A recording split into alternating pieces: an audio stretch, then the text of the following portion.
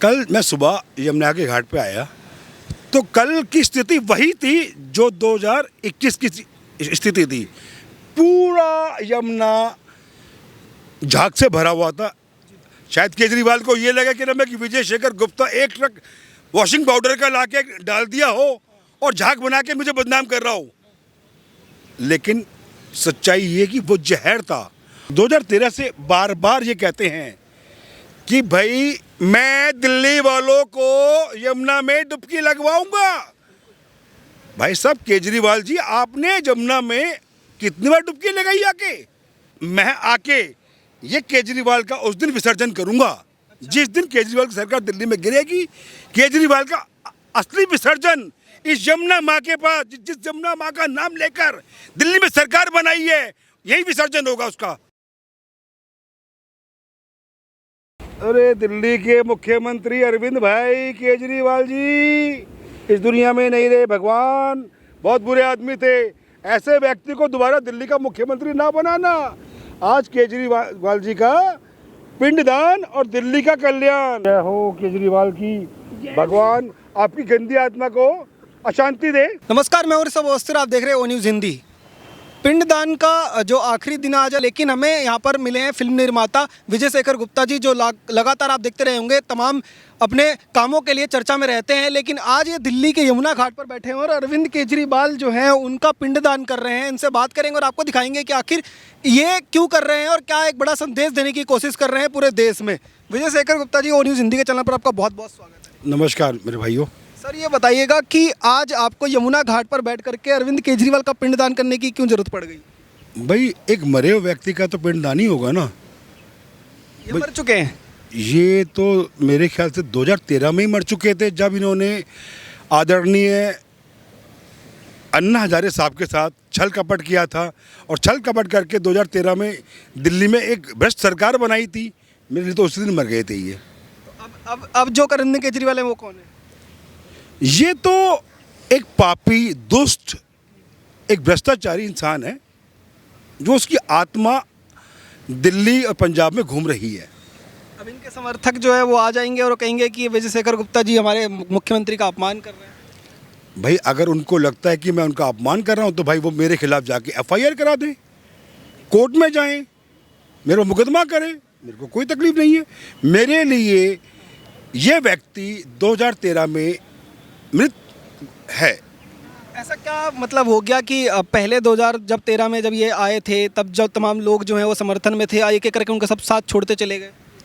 भाई जब तक लोगों को नहीं, इनकी सच्चाई नहीं मालूम थी कि ये व्यक्ति कैसे हैं, तब तक लोग इन्होंने इनका साथ दिया। क्योंकि और साथ इसलिए दिया क्योंकि वो आंदोलन अन्ना हजारे साहब का था जो गांधी जी के रास्ते पे चलते थे या चल रहे हैं। और आज पिछले 7-8 साल के अंदर इनकी सच्चाई सारी दिल्ली को, सारे देश को मालूम पड़ चुकी है कि इनका शिक्षा मॉडल आप देख लीजिए, इनकी शराब नीति है देख लीजिए, वर्ल्ड क्लास है। हमारी तो खबर जो न्यूयॉर्क टाइम्स में छपती है। भाई साहब पैसा देके तो मैं भी छपवा लूँगा।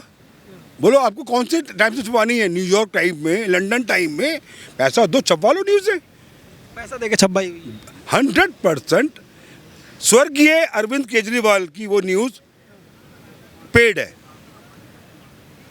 और अरविंद केजरीवाल का आप कह रहे शिक्षा मॉडल, स्वास्थ्य मॉडल सब बेकार। भाई साहब अगर शिक्षा मॉडल उनका बहुत अच्छा है तो अरविंद केजरीवाल का बच्चा कहाँ पढ़ता है? मनीष सिसोदिया का बच्चा कहाँ पढ़ता है? या उनके जितने मंत्री हैं, जितने MLA हैं, उनके जितने कार्यकर्ता हैं, क्या किसी एक का भी बच्चा इनके सरकारी स्कूल में पढ़ता है? जब आप अपने बच्चे को अपने बेस्ट मॉडल में, बेस्ट एजुकेशन मॉडल में नहीं पढ़ा सकते तो आप मेरे और आपके बच्चे को पढ़ाने की राय कैसे दे सकते हैं? कोई अच्छा मॉडल नहीं है। सिर्फ पुताइयाँ करवाई अरविंद केजरीवाल ने, कोई नया स्कूल नहीं बनाया, कोई शिक्षा बेहतर नहीं करी गई। आप कहते हैं फिर उसके बाद कि हमारा जी मेडिकल सिस्टम बहुत अच्छा है। आप जाके देख लीजिए मोहल्ला क्लिनिकों में गाय चारा खा रही होती है, वहाँ पर मतलब गंद खा रही होती है, कुत्ते गंद खा रहे होते हैं। मोहल्ला क्लिनिक के अंदर, मोहल्ला क्लिनिकों के अंदर अब जाके देखो आप खुद एक बार। मैं तो विजिट किया दिल्ली आकर, करीब मैंने 10 ऐसे मोहल्ला क्लिनिक देखे हैं जहाँ पर कुत्ते घूम रहे हैं, गाय भैंसें वहाँ पे चारा खा रही हैं। तो भाई साहब कहाँ मेडिकल। आप फिल्म निर्माता के रूप में जाने जाते हैं, तमाम लोग आपको देखते हैं। आज दिल्ली की राजनीति में अरविंद केजरीवाल के लिए आपको क्यों मतलब यहाँ पर आना पड़ा और आवाज़ उठाने की ज़रूरत पड़ गई कि दिल्ली की क्या स्थिति आपने ऐसी देखी? भाई देखिए, दिल्ली की हर तरफ आप जहाँ भी जाएंगे सिर्फ अरविंद केजरीवाल के होर्डिंग दिखाई देते हैं। टीवी खोलो, अरविंद केजरीवाल दिखाई देते हैं। सच्चाई में दिल्ली में मैं जब आता हूँ तो मैं जब देखता हूँ कि यहाँ पर बस्तियों में जाता हूँ तो वहाँ पर लोग परेशान हैं, शराब पी के लोग पड़े हुए हैं, जो शराब नीति ये लेके आए थे। फिर मैं स्कूलों में जाके देखा, उनकी हालत बहुत बुरी है। मोहल्ला क्लिनिकों में जाके देखा, उसकी हालत बहुत बुरी है। और सबसे बड़ी बात, मैं जब यमुना जी पे आया, भाई चलो मोहल्ला क्लिनिक 7 साल 4 साल 5 साल का मॉडल है, इनकी एजुकेशन भी 4-5 साल की मॉडल है। भाई साहब यमुना तो आधुनिक काल से है। भाई साहब आप 2013 से बार बार ये कहते हैं कि भाई मैं दिल्ली वालों को यमुना में डुबकी लगवाऊंगा। भाई साहब केजरीवाल जी, आपने यमुना में कितनी बार डुबकी लगाई आके? पहले आप इस यमुना में आके डुबकी लगाएं, फिर दिल्ली वासियों को बोलें। और ये यमुना मेरे को तो अब माँ यमुना का स्वरूप कम दिखाई देता है और गंदा नाला ज़्यादा दिखाई देता है। तो ये एक हिंदू होने के नाते ये हमारी आस्था का केंद्र है और हमारी आस्था का केंद्र पवित्र यमुना कहलाती है और आज पवित्र यमुना गंदा नाला कहलाती है। तो अरविंद केजरीवाल तो कह देंगे कि हमें जो है एलजी जो है हमारी फाइलें अप्रूव नहीं कर रहे हैं, केंद्र सरकार काम नहीं करने दे रही, हम तो चाहते हैं यमुना साफ करना, तो क्या? भाई जितना मुझे मालूम है 2416 करोड़ रुपया अरविंद केजरीवाल जी केंद्र सरकार से यमुना की सफाई के नाम पे ले चुके हैं। मतलब पैसा आ चुका है अरविंद केजरीवाल के पास? हाँ जी, 2416 करोड़ रुपया केजरीवाल जी यमुना की सफाई के नाम पर केंद्र सरकार से ले चुके हैं। गया कहाँ वो? अब तो मेरे ख्याल से तो जो दिल्ली में होर्डिंग लगते हैं, आप मेट्रो में स्टेशन में घुसो तो आपको सिर्फ केजरीवाल जी दिखाई देते हैं। टीवी खोलो तो केजरीवाल जी दिखाई देते हैं। सड़कों पे आओ तो होर्डिंग में केजरीवाल जी दिखाई देते हैं। भाई तब पैसे वहाँ गए।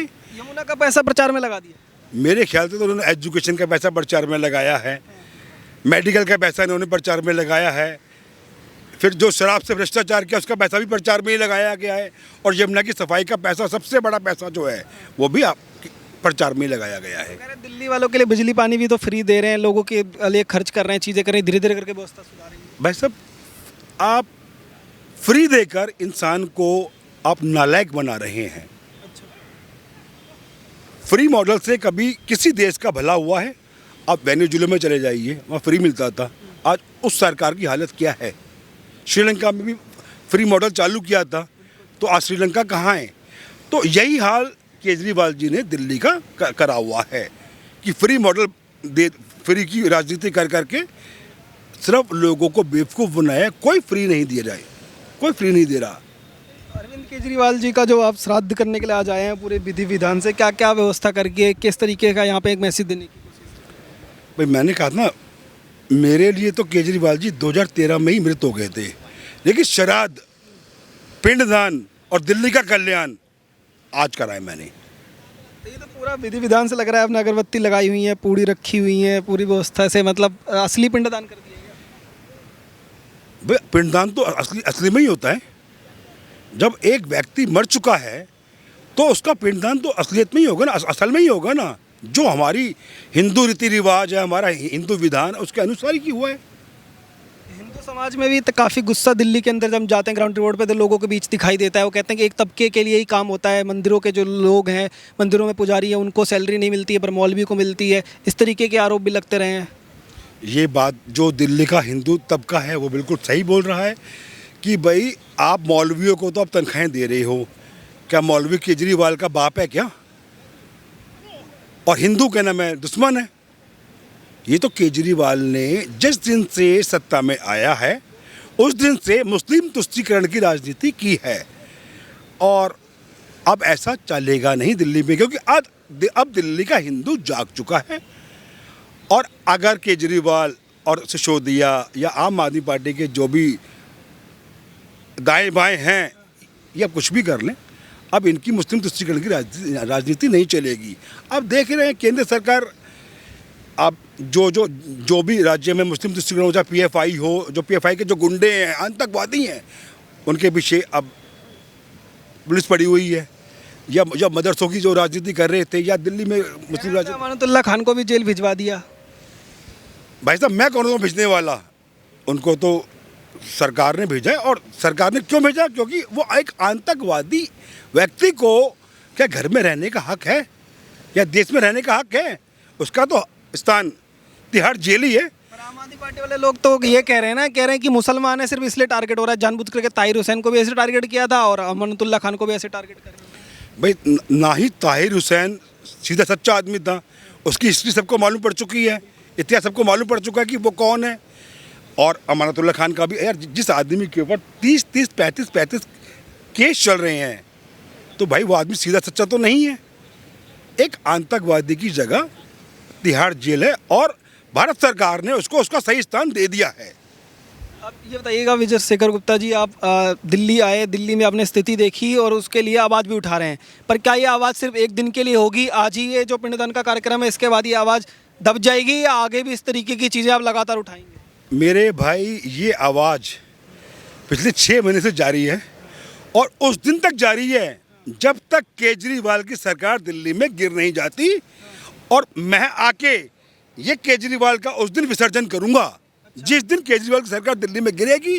केजरीवाल का असली विसर्जन इस यमुना माँ के पास, जिस यमुना माँ का नाम लेकर दिल्ली में सरकार बनाई है, यही विसर्जन होगा उसका। अरविंद केजरीवाल का विसर्जन कर देंगे? अरविंद केजरीवाल की तो सरकार है और कह रहे गुजरात में भी बना लेंगे, आप विसर्जन की बात कर रहे हैं। मुंगेरी लाल के हसीन सपने। भाई साहब, केजरीवाल जी अब ज़्यादा बड़े सपने देखने लग गए हैं।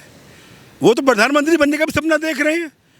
सपना भाई मैं भी देखता हूँ कि मैं राष्ट्रपति बन जाऊँगा, कि मैं बिल क्लिंटन बन जाऊँगा। लेकिन हर सपने साकार नहीं होते हैं। सपने साकार वही होते हैं जो नतीजों के साथ आते हैं। और आपने दिल्ली में ऐसा करा क्या है या पंजाब में ऐसा करा क्या है?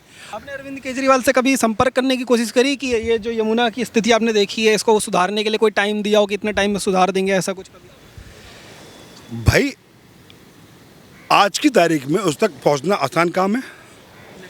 मेरा मित्र बचपन का सोनू सूद मिला था, उसको उसके साथ ज्वाइनिंग भी की थी, लेकिन आज वो चला गया वापस। क्यों चला गया? कि कहीं तो उसने उसके साथ भी गड़बड़ की थी ना। दिल्ली में आप बैठे हुए हैं, यमुना जो है, यमुना माँ के लिए क्या आगे आवाज़ उठाएंगे आप? यमुना के लिए तो मैं भरसक प्रयास करूँगा उसकी सफाई के लिए। और 25 अक्टूबर से मैं इसी जगह पर, ये जो कालिंदी कुंज का जो बैराज है, यमुना का किनारा है, मैं 25 अक्टूबर से यहाँ पर अनिश्चितकालीन अनशन पर बैठ रहा हूँ। और मेरी कोशिश ये है कि जब तक या तो क्या नाम है केजरीवाल इसकी सफाई करवा दे या भारत सरकार से जो पैसा लिया है वो लौटा दे। हम भारत सरकार से मांग करेंगे कि हमारे जैसे कुछ कार्यकर्ताओं को, दिल्ली वासियों को इस काम पे लगाए और उस धन का आवंटन उन लोगों के थ्रू करे। पूर्वांचल के तमाम जो लोग हैं, जो आपने डेट बताई 25 अक्टूबर, उसके आसपास छठ पूजा का त्यौहार जो आता है, तो छठ पूजा मनाने के लिए इसी घाट पर पहुंचते हैं। पिछली बार जब हमने यहाँ से ग्राउंड रिपोर्ट की थी तो काफ़ी स्थिति जो है बीभत्स थी। झागता पानी जो है उसके बीच में महिलाएं खड़ी थी, माता बहन वहाँ पर खड़े होकर के जिस तरीके से वहाँ पर थी, वो स्थिति क्या फिर से देखने को मिलेगी? और अगर वो वैसी स्थिति बनती है तो क्या आप यहाँ पर आंदोलन जो है वो और तेज़ी से आगे बढ़ेगा? और मैं कल की बात करता हूँ। कल मैं सुबह यमुना के घाट पे आया तो कल की स्थिति वही थी जो 2021 की स्थिति थी। पूरा यमुना झाग से भरा हुआ था। शायद केजरीवाल को ये लगा कि ना कि विजय शेखर गुप्ता एक ट्रक वॉशिंग पाउडर का लाके डाल दिया हो और झाग बना के मुझे बदनाम कर रहा हो। लेकिन सच्चाई ये कि वो जहर था। और केजरीवाल ने तो हमेशा से पूर्वांचलियों के साथ सौतेला व्यवहार किया है, उनको धोखा दिया है। आपने देखा होगा कोविड का समय 2020 के अंदर, क्या जो पूर्वांचली थे वो दिल्ली के निवासी नहीं थे? बिल्कुल दिल्ली के निवासी थे वो। उनको जब वो अपने गांव देहातों में वापस जा रहे थे कि भाई अब यहाँ पे रोज़गार नहीं था, कोविड में लॉकडाउन लगा हुआ था, तो बंदा अपने परिवार के साथ जाना पसंद करता है, तो उनके लिए वो बस तक मुहैया नहीं करा सके, उनके लिए कोई साधन मुहैया नहीं करा सके। और वो लोगों को सड़कों पर मरने के लिए छोड़ दिया, पूर्वांचलियों को। और आपने 2021-2020 का भी आपने ये सब देखा था यहाँ पर छठ पूजा पर के समय पर कितना गंदा होता है यहाँ पर, कितना झाग होता है। तो मेरे भाई, ये माँ यमुना है, ये यमुना गंदा नाला नहीं है। और केजरीवाल तो हर 6 महीने, हर 1 साल में एक वादा करते हैं, भाइयों मैं 4 महीने के अंदर यमुना को साफ करवा दूंगा और दिल्ली वालों को डुबकी लगाऊंगा। मैं 2015 में यमुना को साफ करा दूंगा और दिल्ली वालों को डुबकी लगवाऊंगा। अभी बोलते हैं कि मैं 2025 में करा दूंगा। भाई हमें भरोसा नहीं है। अब यमुना साफ होगी 2022-23 में ही होगी और 100% होगी। और केजरीवाल या तो यमुना साफ कराए या मुख्यमंत्री पद से अपना इस्तीफा दे दे और अपनी सरकार का विड्रॉ कर दे। बहुत बहुत धन्यवाद। तो ये थे विजय शेखर गुप्ता जी, जिनसे हम बात करने की कोशिश कर रहे थे। इनका कहना साफ है कि अरविंद केजरीवाल का, जिन्होंने ऐसे सांकेतिक पिंडदान तो कर दिया है और पूरी तरह से उस दिन यहाँ पर आकर के वो कह रहे हैं कि यहाँ पर हम आकर के पूरी तरह से उनका विसर्जन की जिस तरीके से होता है, उस तरीके का बड़ा कार्यक्रम जो है वो होगा जिस दिन दिल्ली वालों को निजात मिलेगी ऐसे मुख्यमंत्री से। अरविंद केजरीवाल के लिए एक बड़ा संदेश इन्होंने यह भी दिया है कि 25 अक्टूबर तक का समय है। अगर वो इस यमुना माँ को के नाम पर जितना पैसा उन्होंने केंद्र सरकार से लिया है उसको या तो केंद्र सरकार को वापस कर दें या फिर इसकी सफाई करवा लें। अगर वो ऐसा नहीं करते एक बड़ा आंदोलन यमुना से शुरू होगा, जिसका नेतृत्व करेंगे विजय शेखर गुप्ता जी। और तमाम जो पूर्वांचल के समाज के लोग हैं उनके लिए भी एक आह्वान किया है कि अपने छठ पूजा के त्यौहार के अगर ऐसी स्थिति बनती है तो आवाज़ उठाएं, आगे आएँ और साथ दें। आप देखते रहिए ओ न्यूज़ हिंदी। धन्यवाद। जय हिंद।